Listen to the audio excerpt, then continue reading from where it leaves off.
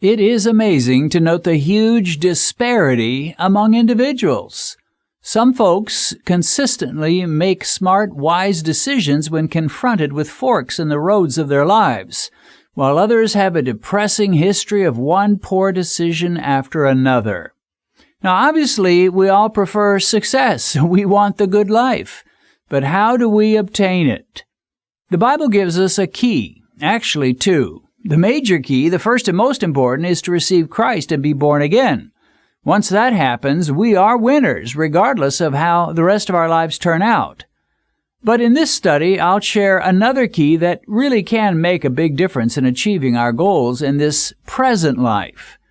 In Proverbs, we read, "He who walks with wise men will be wise, but the companion of fools will be destroyed."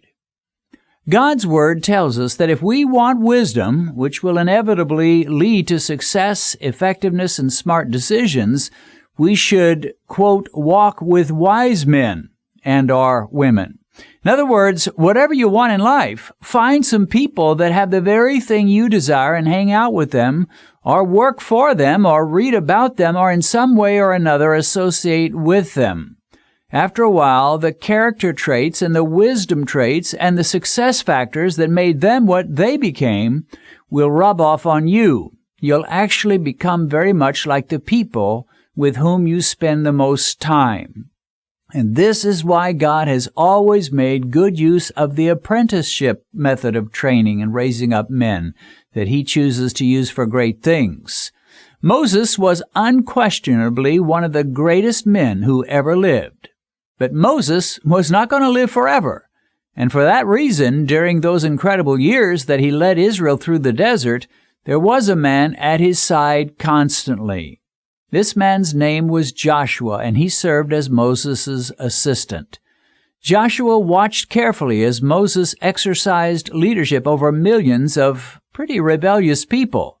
He experienced the presence of God along with Moses and even spent time in the tabernacle with his boss, soaking in the presence of the Holy Spirit. When the time came for Moses to die, God told Moses, "Behold, the days approach when you must die. Call Joshua and present yourselves in the tabernacle of meeting, that I may inaugurate him." Now it was Joshua's turn to lead. All those years of serving Moses and doing exactly as his master told him were paying off big time. He'd walked with a wise man, and he had himself become wise. He'd walked with an anointed man and had himself been anointed. He served an amazing leader and was now ready to become an amazing leader himself.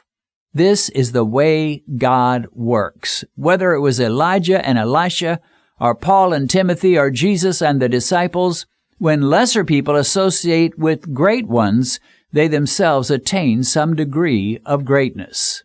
The people with whom you spend your time are going to leave their imprint upon you.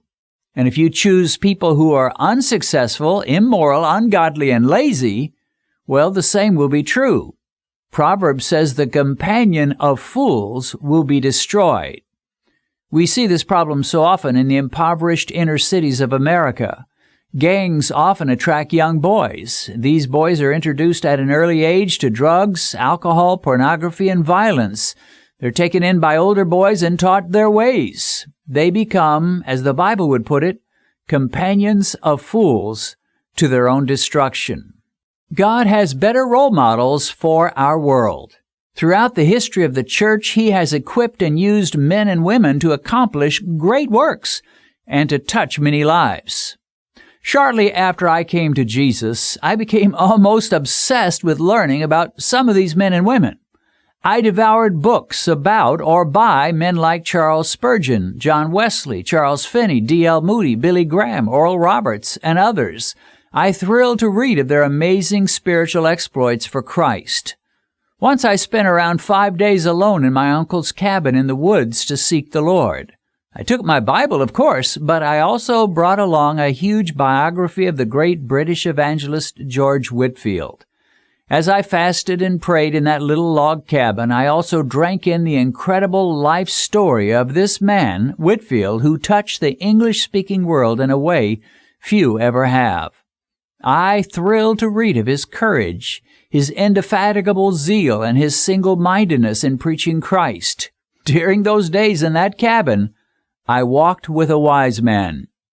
Years later, God opened the doors for me to preach in evangelistic meetings in Africa. As I preached in mission after mission, year after year, the lessons I learned and the passion for souls I absorbed in walking with those amazing evangelists served me well. Now, I never reached their level, but in my own small way, I was able to become a sort of miniature version of the men and women who had so inspired me while I was in my 20s. But greater than George Whitefield and D.L. Moody are the heroes found in the pages of the Holy Bible. We cannot physically walk with them.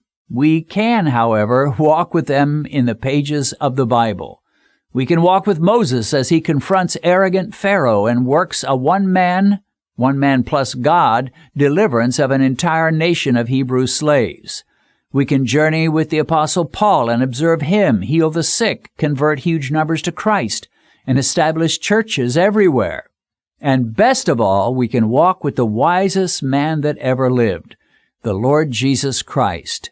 As we read Matthew, Mark, Luke, and John, we can stand by his side as he teaches the multitudes, confronts the scribes and Pharisees, raises dead people, heals the lame, dies on the cross, and rises again. For this reason, we must constantly spend time in the Scriptures, and we must especially make it a point to read the Gospels and learn of the one who gave his life for us. Jesus' attitudes will become our attitudes, his convictions will become ours, and his insights will begin to govern the way we think and live and talk. We will walk with the supremely wise man, and in turn we will become, in our own small way, wise.